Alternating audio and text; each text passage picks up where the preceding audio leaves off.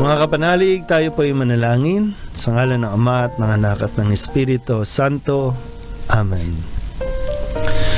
Ama naming makapangyarihan, maraming salamat po sa panibagong araw na ito na iyong pinagkaloob sa bawat isa sa amin. Panibagong araw na punong-puno ng pagmamahal, punong-puno ng pag-asa. Muli po kami ay umihiling sa iyo ng gabay na iyo pong ipagkaloob sa bawat isa sa amin ng iyong Espiritu upang amin pong mapag-isipan, amin pong maunawaan ang mga bagay na mga nangyayari sa paligid namin, lalo tigit ang aming pong pakikisa, ang aming responsibilidad bilang Kristiyano sa lipunan na aming pong ginagalawan, lalo tigit sa mga bagay na humahadlang sa iyong ipinaglaban, humahadlang sa buhay na iyong ipinagkaloob.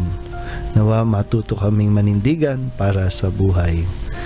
Kasabay po nito, sa programang ito ay dinudulog namin ang lahat ng mga panalangin na hiniling sa programang ito na aming ipagdasal. Ang lahat ng ito hiniling namin sa ngalan ni Kristo ang aming Panginoon. Amen. Amen. Sa ngalan ng Ama at ng Anak at Espiritu Santo. Amen. Amen.